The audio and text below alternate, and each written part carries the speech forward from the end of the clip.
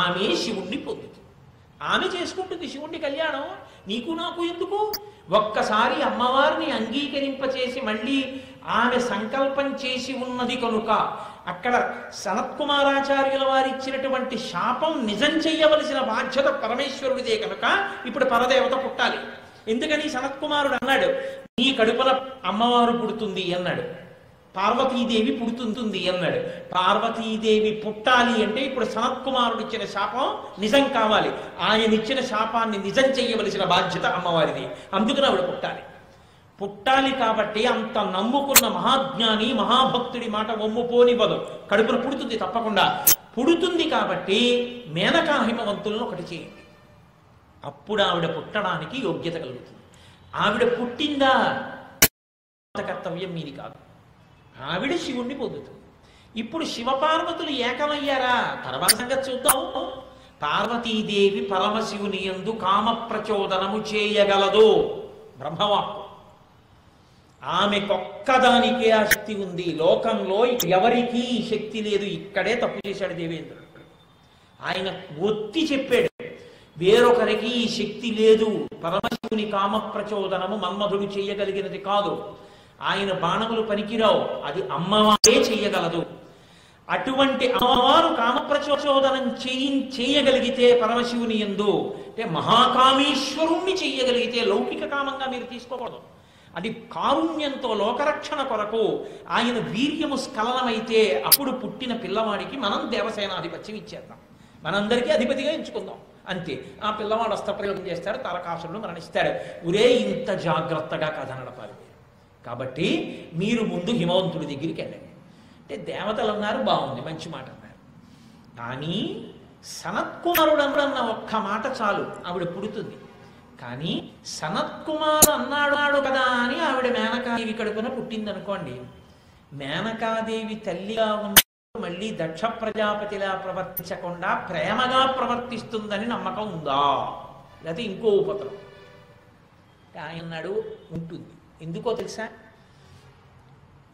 మేనకాదేవి హిమాలయ పర్వతాల మీద ఉన్నటువంటి కాలంలో దాక్షాయణిగా పార్వతీదేవి తిరిగింది. పరమశివుడితో కలిసి దాక్షాయణి స్వరూపంతో సతీదేవి శివుడు హిమాలయాల మీద తిరుగుతున్నప్పుడు అలిసిపోయినటువంటి పార్వతీదేవికి మేనకాదేవి సపర్యలు చేసింది. సపర్యలు చేసేసి నాకు ఇలాంటి కూతురుంటేనా అనుకునేది. నాకు ఇలాంటి కూతురుంటేనా అని ఆవిడ మనసులో అనుకున్న భావాన్ని గ్రహించింది పరదేవత. అప్పుడు ఆవిడ సంకల్పం చేసింది, ఉత్తరోత్తరాన అవతార స్వీకారం నీ కడుపునే జరుగుతుంది అంది.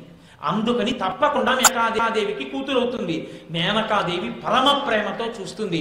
హిమవంతుడు విశ్వాంశ సంభూతుడు కనుక ఎప్పుడూ పార్వతీదేవిని తోలనాడు. ఆ సంబంధాలు అటువంటివి. కాబట్టి అలా పుట్టిన పార్వతీదేవి శివుణ్ణి చేరిన కళ్యాణం ఏదుందో అది జగత్ ప్రసిద్ధమవుతుంది. అది లోకకంటకుడైన తారమనానికి ఎక్కడెక్కడ ఎప్పుడెప్పుడు పార్వతీ కళ్యాణం చెప్పినా చదివినా విన్నా అంతే మనశ్శాంతినిచ్చేస్తుంది, అంత గొప్పదవుతుంది. కాబట్టి మీరు హిమవంతుడి ప్రార్థన చేయండి అన్నారు. సరే, వీళ్ళందరూ వెళ్ళారు, హిమవంతుడిని ప్రార్థన చేశారు. మేనకా హిమవంతులకు వివాహమై సంతోషంగా మేనకా హిమవంతులు ఇద్దరు విహారం చేస్తున్నారు. ఇద్దరూ విహారం చేస్తున్నటువంటి కాలంలో ఒండరులు అనురక్తులయ్యారు. అనురక్తులైనప్పుడు ఆమె గర్భిణి కావాలి. కానీ కేవలము గర్భిణి కావడం కనకాదేవికి ఇష్టం లేదు. ఆమెకి పరమ పవిత్రమైనటువంటి స్వరూపములు తన కడుపున పుట్టాలి అని కోరిక. ఎందుకని అటువంటి కోరిక పుట్టింది? వెనక సనత్కుమారుని యొక్క శాపం ఉంది. దాన్ని బట్టి ఆవిడ మనసులో అటువంటి ప్రచోదనం వచ్చి ఆవిడ ప్రతి అష్టమి తిథి నాడు ఉపవాసం చేసేది.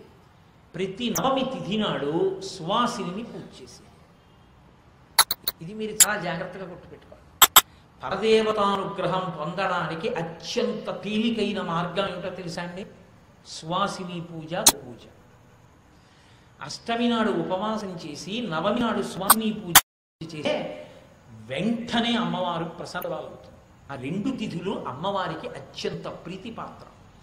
అందుకని ప్రతి అష్టమి నాడు ఉపవసించి ప్రతి నవమి నాడు సువాసిని పూజలు చేస్తుండేది. సువాసిని పూజ అన్నప్పుడు మీరు ఒక విషయం గుర్తుపెట్టుకోవాలి.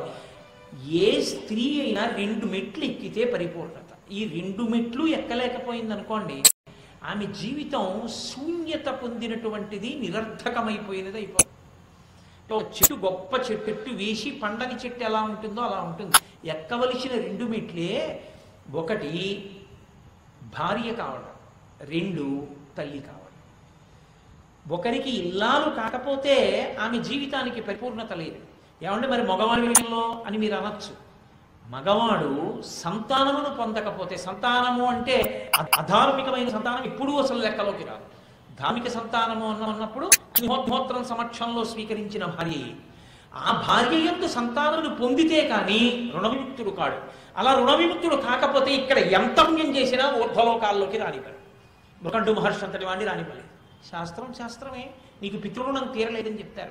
మహాభారతం ఆది పర్వంలో మీరు విన్నారుగా.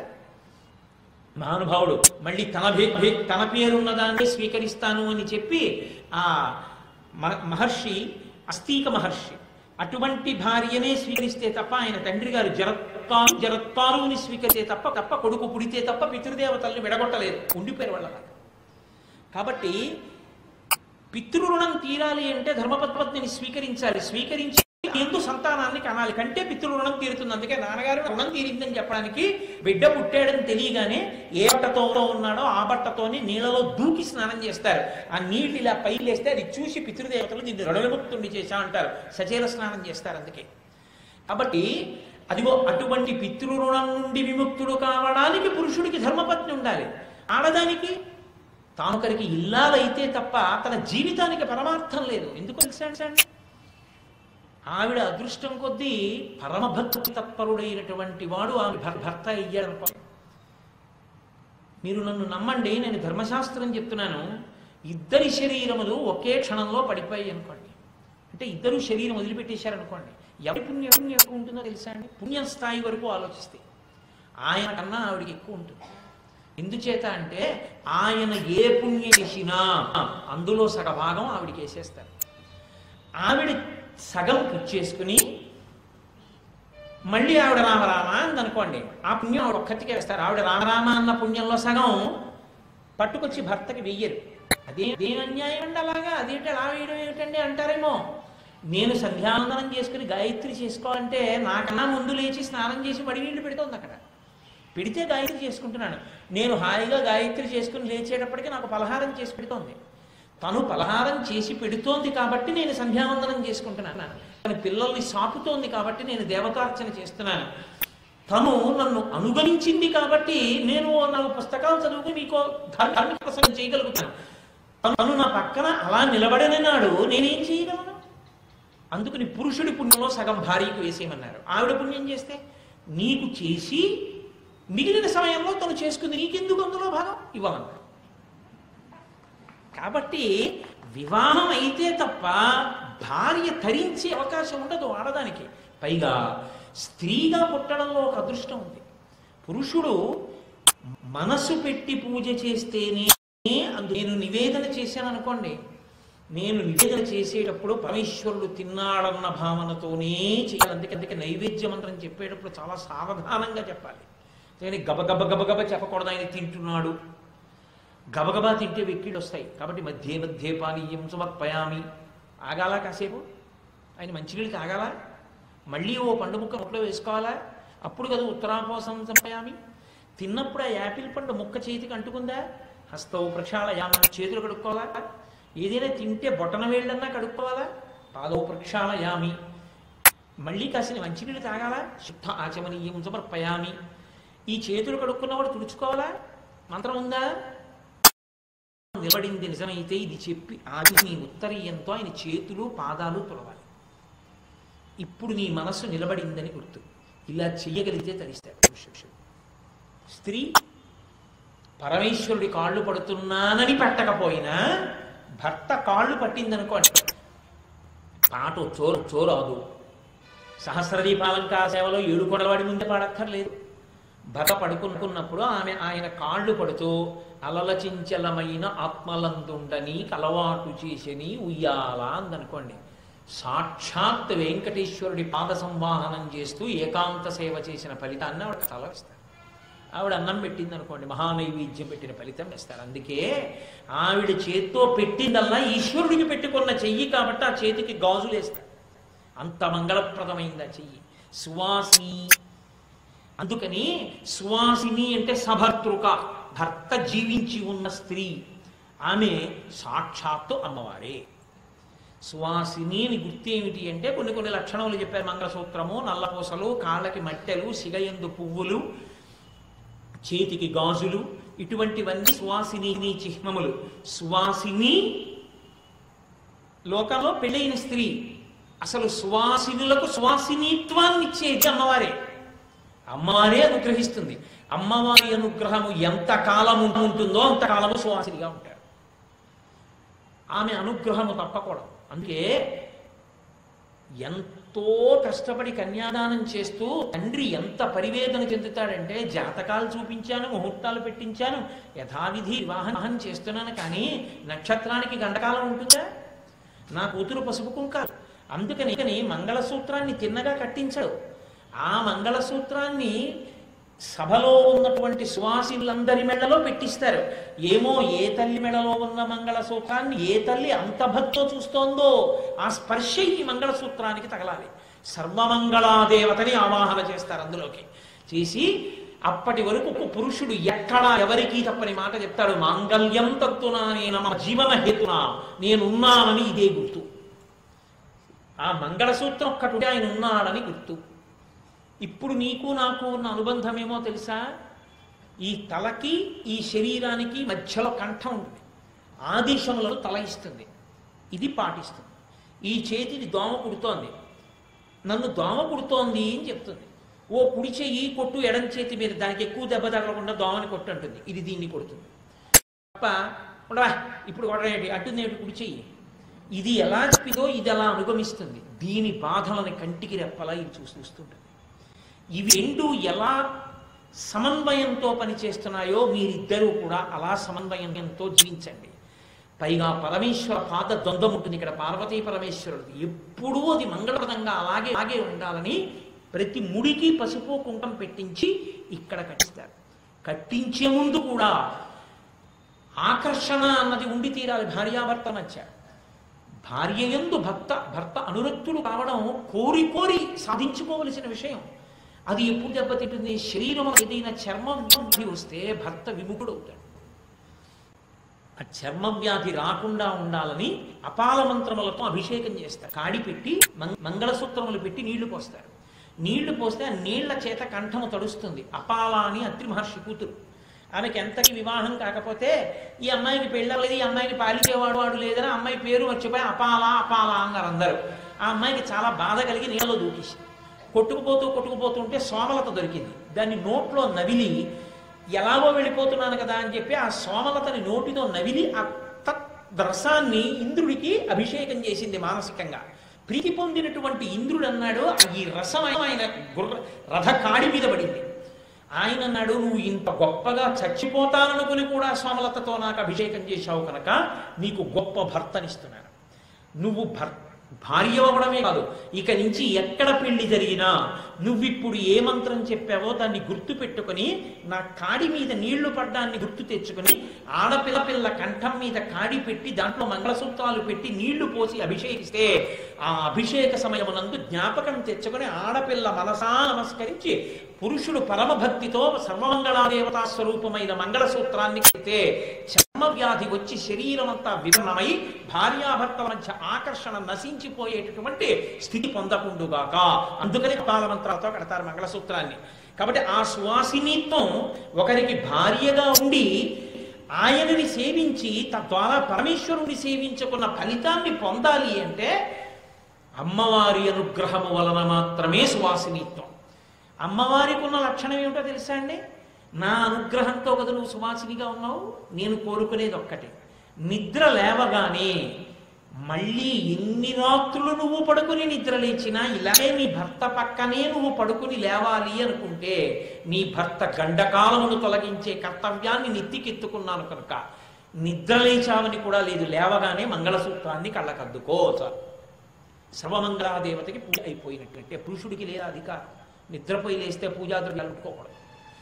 ఒక్క స్త్రీకి మాత్రమే అధికారం, వెంటనే కళ్ళకత్తుకోవచ్చు సర్వమంగళా స్వరూపాన్ని. కాబట్టి సువాసిని సువాసిన్యత్ర ప్రీత, సువాసిని పూజ చేసిన సువాసిని అమ్మవారికి ఇంత కుంకుమ పట్టుకెళ్ళి ఇలా వేసి నమస్కరించిన ఆవిడ రెండో ఉన్నతిని ఇస్తుంది.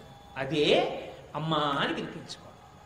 అందుకే కొన్నాళ్ళు బాగుంటుంది, కొంతకాలం అయిపోయిన తర్వాత పిల్లలు తొక్కని పక్క బరువు అయిపోతుంది.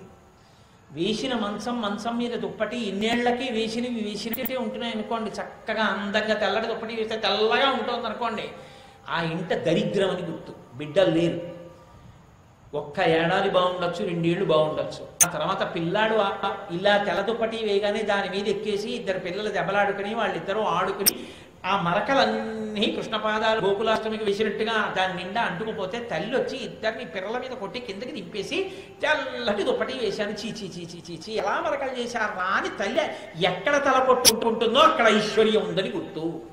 పిల్లలు తొక్కిన పక్క ఉండాలి. అమ్మా అనిపించుకోవాలంటే శ్రీమాత, మళ్ళీ ఆ తల్లి అనుగ్రహంతోనే తల్లి అవుతావు స్మా అంటోంది శాస్త్రం. అందుకని పరదేవతానుగ్రహము అంత అవసరమై ఉంటుంది.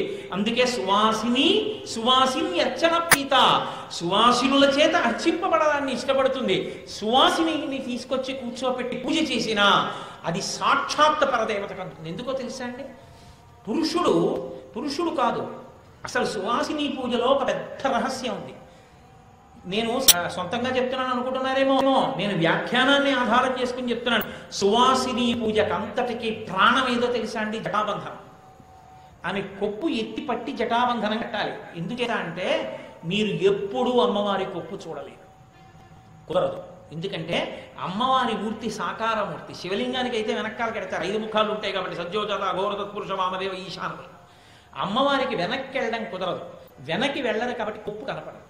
ఆ కొప్పు కిరీటంలో ఉంటుంది. ఆ దాని మీద చంపకాశోక పున్నాగ సౌగంధికల సక్కచ అంతంత పెద్ద పూల దండలు అలంకృతమైపోతాయి. అందుకని కొప్పు కనపడదు. కానీ అమ్మవారి కొప్పుని చూసినటువంటి ఫలితం అంతా ఇంత కాదు. అది ధునోతుద్ధాంతం నస్తులిత దళితేందీవరవనం ఘనస్నిగ్ధశ్లక్షణం చికురనికురంబం తవ శివే అంటారు శంకరాచార్యులు. శివే అన్నారు. శివే అంటే మంగళప్రచురాల, శోభనములివ్వగలిగిన ఓ తల్లి. ఎవరు అమ్మవారి కొప్పు వంక చూస్తారో అటువంటి వారి అజ్ఞానమే పోతుంది. అంటే ఆవిడ ఏదైనా ఇవ్వగలదు. అందున నవమి నాడు సువాసిని పూజ చేసి జటాబంధనం పెడుతుంది భార్య. ఏ యజమాని పూజ చేస్తున్నాడో యజమాని భార్య ఆమె జట పైకెత్తి ఆ జటాబంధనాన్ని, అంటే ఇప్పటి మాటల్లో చెప్పాలి అంటే రబ్బర్ బ్యాండ్ అంటారు, ఆ బ్యాండ్ పెడతారు. అదే ఆ జటాబంధనమే సువాసిని పూజ యందు అగ్రస్థానం. అన్ని వేళలా నువ్వు అమ్మవారి పాదాలు కడగడం చెయ్యి. నీ పూజలో పళ్ళెల్లో పెట్టి పాదాలు కడుగుతారు. ఆ పాదురకాన్ని లోపలికి తీర్థంగా తీసుకుంటారు. సువాసిని కాళ్ళు కడిగితే అమ్మవారి కాళ్ళు కడిగినట్టే. సువాసిని కొప్పులో పువ్వులు పెడితే అమ్మవారి కొప్పులో పెట్టినట్టే. సువాసినికి తిలకం పెట్టి కన్నులకు కాటుక పెడితే నల్లని కన్నులతో కారుణ్యంతో చూసే అమ్మ పొంగిపోతుంది. ఇన్నాళ్ళకి నీ సువాసినితో సార్థకత పొందింది. అందుకని సువాసిని పూజ అంత గొప్పది. సువాసిని పూజ చెయ్యగానే అది సాక్షాత్ పరదేవతకు అందిపోతుంది.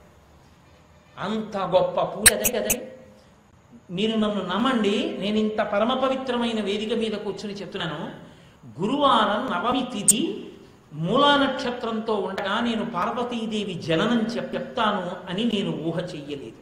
కానీ ఆశ్చర్యకరంగా పరదేవతానుగ్రహం ఏంటంటే గురువారం నవమి మూలా నక్షత్రంతో ఉన్న ప్రదోష వేళలో ప్రారంభమైనటువంటి ప్రసంగంలో పార్వతీదేవి యొక్క జననం నడుస్తోంది. ఇంత గొప్ప ఘట్టం జరుగుతున్న రోజున నేను ఇంత గొప్పగా చెప్పి సువాసిని పూజ గురించి సువాసిని పూజ చెయ్యండి అని చెప్పలేదనుకోండి, అర్థం ఉందా? అందుకే చెప్పగానే ఆర్తితో సంతోషంతో చేసే హృదయం ఉన్నవారు కాబట్టి మా బాబుగారిని అడిగాను, బాబుగారు ఇవాళ సాయంకాలం సువాసిని పూజ చెయ్యండి, నవమి కదా, చూసి మేమందరం ధన్యులమైపోతాం, మూలా నక్షత్రం ఉంది, ఇంకన్నా భాగ్యం ఏముంటుంది. తప్పకుండానండి నేను అలా చేస్తాను కేశవరావు అన్నారు. అందుకే ఇవాళ నా ఉపన్యాసాన్ని కొద్దిసేపట్లో ముగించేస్తాను. సువాసిని పూజ జరుగుతుంది, చక్కగా మనందరం చూసి వెళ్తాం.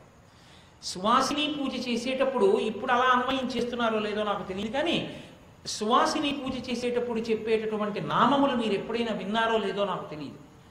అద్భుతంగా ఉంటాయి. సువాసిని నామములు పరదేవతా నామములు కావు.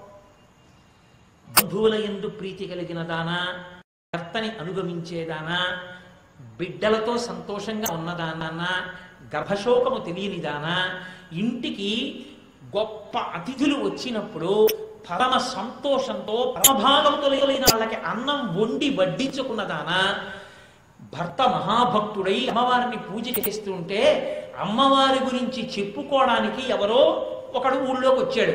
వాడే అన్నం లేక వచ్చినవాడు గాడు, ఊళ్ళోకి చెప్పుకోవడానికి వచ్చాడు కాబట్టి ఇవాళ వాడికి అన్నం తినడానికి లేదు. శౌచంతో ఉండి పెట్టాలి. భర్త మహాభక్తుడు అమ్మవారి పూజ చేస్తాడు, ఆయన భార్య చేయవలసిన పని ఏమిటి? అటువంటి వాడు ఊళ్ళోకి వచ్చాడు కాబట్టి ఆయన్ని పిలిచి, అయ్యా నేను అన్నం వండి పెడతాను మీరు తినండి అని అన్నం పెట్టాలి. అలా భక్తులకు అన్నం పెట్టి తరించినటువంటి దానా, చక్కగా కొడుకుల్ని, కోడళ్ళని, కూతుళ్ళని, అల్లుడిని, మనవలు, మనవరాతో ఉన్నదానా, నీ చిరునవ్వులు శ్రీ మహాలక్ష్మికి ఆవాహన మంత్రములై ఇంటిని ఐశ్వర్యంతో వెలయించిన దానా, భర్త శాంతికి కారకురాలమైన దానా, ఇవి సువాసిని నామాలు. నిజంగా సువాసిని పూజ మేము కాకినాడలో చేస్తుంటాం. ఎదర దేవీ నవరాత్రుల్లో ప్రతిరోజు చేస్తాం. ఆ సువాసిని పూజ చేసేటప్పుడు ఈ నామాలని అనుసంధానం చేస్తుంటాం. ఎంత అద్భుతమైన పరదేవత! ఓహో, ఒక స్త్రీ యందు సువాసినిగా ఈ లక్షణములతో ఉంటుందన్నమాట తల్లి. అబ్బా అని మురిసిపోతాను నిజంగా. అటువంటి సువాసిని పూజ కాసేపట్లో జరుగుతుంది. కనుక మేనకాదేవి ప్రతి నవమి తిథి నాడు పరదేవతని పూజ చేస్తుంది. అవతల దేవతలు పరదేవతని ప్రార్థన చేశారు. ఎక్కడ తారకాసురుడు వింటాడో అని రహస్యమైనటువంటి స్థావరానికి చేరుకుని, అమ్మా నువ్వు తప్ప ఎవరమ్మా మమ్మల్ని రక్షించగలిగినటువంటి వాళ్ళు? సంసార సాగర కరాళ భవాంగ దుఃఖ.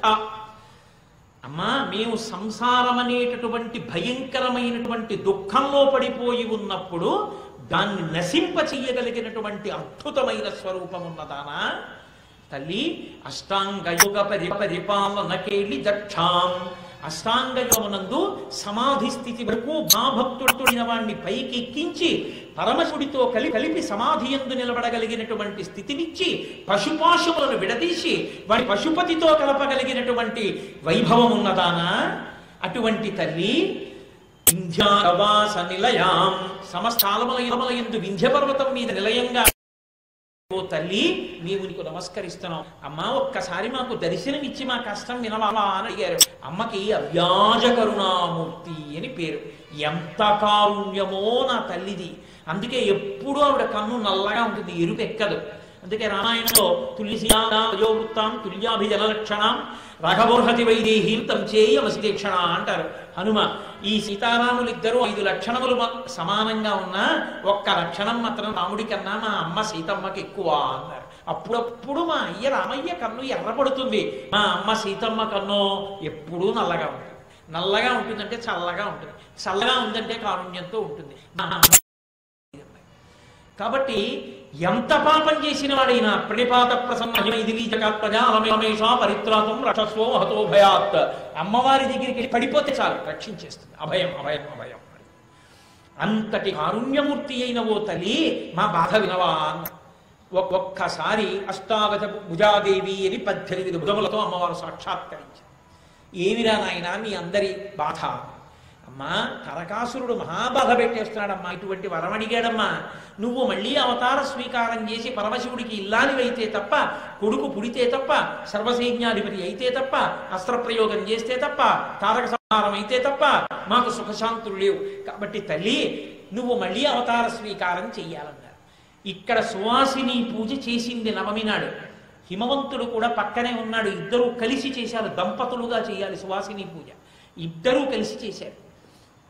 చెయ్యగానే అమ్మవారు సాక్షాత్కరించింది. ఏం కావాలి నీకు అడిగారు. చెప్తే మేనకాదేవి ఆనందాశ్రులు నిండిపోయి, సనత్కుమారుని యొక్క శాపవాక్కు మేనకాదేవి వైపు నుంచి కదూ ఉంది.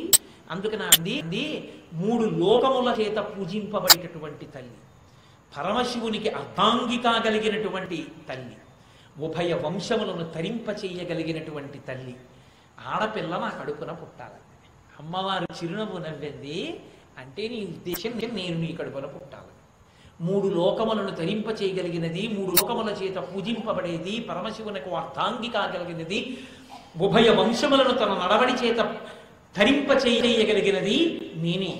అందుకని నేనే నీ కడుపున పుట్టాలి, తప్పకుండా నీ కడుపున పుడతాను, ఇంకేమైనా వరం ఉందా అని అడిగింది. అమ్మా, నువ్వు పెద్ద పిల్ల పుట్టదు. ఎందుకో తెలుసా? ఆడపిల్ల పెద్దదై పుట్టి వెనక తమ్ముళ్ళు పుడితే తమ్ముడు ఎక్కడికైనా వెళుతుంటే వీడిని రక్షించడానికి అక్కగారిగా వెళ్ళాలి. అన్నగా ఇంట్లో తండ్రి గారు బహుసమర్థుడు, ఆ పైన సమర్థులైన అన్నగారు, ముద్దుల చెల్లి అనుకోండి. అందరూ కానుకలు ఇచ్చేవాళ్ళే, అందరూ ప్రేమతో చూసేవాళ్ళే. అసలు ఆ అమ్మాయికి అవతల తండ్రి గారి ప్రేమ, యువతల అన్నయ్యల ప్రేమ, అటు భర్త గారి ప్రేమ, ఇటు కడుపున పుట్టిన కొడుకుల ప్రేమ, ప్రేమ తప్ప జీవితంలో ఇంకొకటి తెలియదు. ఇంతమందిని రక్షించగలిగిన తల్లి నిన్ను రక్షించుకోవాలని ఇంతమంది ప్రేమతో వెంటపడాలి. అందుకని నీ ముందు 9 కొడుకులు పుట్టాలి, మహా ఉత్తములైనటువంటి వాళ్ళై ఉండాలి, వాళ్ళ తర్వాత నువ్వు పుట్టాలి. అలా నన్ను అనుగ్రహించవా అని అంటే అమ్మవారి తప్పకుండా, ఎంత ప్రేమతో కోరావేమా, అలాగే అనుగ్రహిస్తాను. కానీ 9 కొడుకులు ముందు పుట్టాలి. ఎందుకని? 9 కొడుకులు పుట్టేదాకా కూర్చుంటే అవతల దేవతల కార్యం. అందుకని అన్నగారికి ఇల్లలుగా ఉండాలని కోరుకున్నావు కాబట్టి గొప్పవాడు కొడుకుగా పుడతాడు. మైనాక పర్వతాన్ని నీకు కొడుకుతాడు. పర్వతానికి కొడుకు పర్వతమే కదండి రావాలి. అందుకని హిమవత్ పర్వతానికి కొడుకు కనుక మైనాక పర్వతం పుడుతుంది. బంగారు శిఖరములతో ఉంటాడు మహానుభావుడు. అందుకే రామకార్యం మీద పెడుతున్నటువంటి హనుమకి ఆతిథ్యం ఇవ్వడానికి పైకి చిరస్థాయిని పొందాడు. రెక్కలతో ఉన్నాడు సముద్రంలో. రాక్షసులు పైకి రాకుండా పాతాళ తలానికి ఉన్న ద్వారానికి అడ్డుపడ్డాడు. హిరణ్యనాభ శైలేంద్ర ప్రతిష్టోస్మితే భృశం అభయంతే ప్రయచ్ఛామి తిష్ట సౌమ్య యథాసుకం అంటాడు ఇంద్రుడు. రెక్కలతో ఉండిపోయాడు. అటువంటి మైనాక పర్వతం నీకు పెద్ద కొడుకుగా పుడతాడు. మైనాకుడు జన్మించిన తరువాత నేను నీకు కుమార్తెగా జన్మిస్తాను. హిమవంతుడు మేనకాదేవి ఎదురు చూస్తున్నారు, ఎప్పుడు పుడుతుందా ఈ పిల్ల. ఆ తిథి రానే వచ్చింది. మీతో నేను మనవి చేశాను కదా, ఎప్పుడెప్పుడు పుట్టినా అన్నా చెల్లెళ్ళు ఒక్కసారే పుట్టాలి. అందుకే తతశ్చ ద్వాదశే మాసే చైత్రే నామమికే తిథౌ నక్షత్రే దైవత్యే స్వచ్ఛ సంస్థేషు పంచషు గ్రహేషు కర్కటే లగ్నే వక్తాం బిందునా సహా ప్రోద్యమాని జగన్నాథం సర్వలోక నమస్కృతం అంటారు వాల్మీకి మహర్షి రామాయణంలో. 12 నెలలు కౌశల్యాగ తిథినాడు మిట్ట మధ్యాహ్నం 12 గంటల వేళ 5 గ్రహములు ఉచ్చస్థితిలో ఉండగా చంద్ర ప్రభువు పుట్టారు.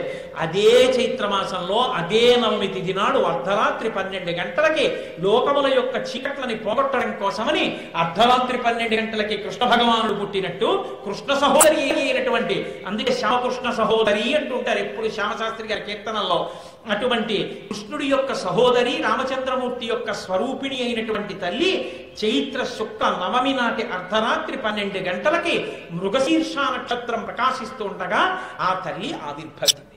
వెంటనే హిమవంతుడు ఆ తల్లిని చూసి అన్నాడు, అమ్మా గిరులలో నన్నొక్క గిరినైన నా పేరు వెలయ చేసి విట్లు జలజనయన నీకు తండ్రినైతి నాకింత చాలదే ఇది మా అద్భుతంబు గింతు వదన.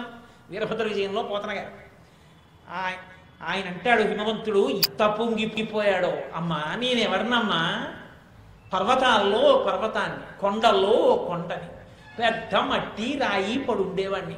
అలాంటి వాణ్ణి ఎన్ని పర్వతాలు ఉన్నాయి, ఎన్ని కొండలు ఉన్నాయి, నా పేరు ఎందుకు గుర్తు పెట్టుకుంటారమ్మా? కానీ తల్లి నువ్వు ఎంత అనుగ్రహించావు నన్ను.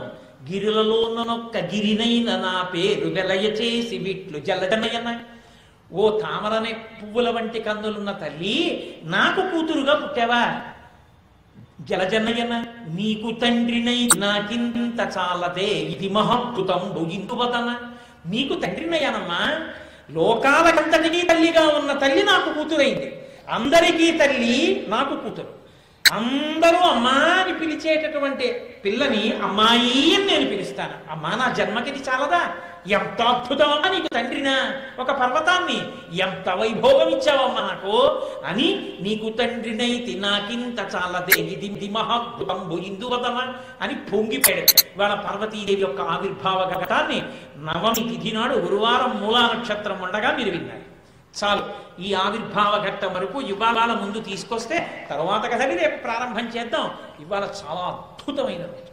పార్వతీ కళ్యాణం చెప్తూ ఉండగా ఇలా కూడడం సాధ్యమయ్యే విషయం కాదు. నేను కూడా ఇలా వస్తుందని సెలవులు పెట్టి రాలేదు.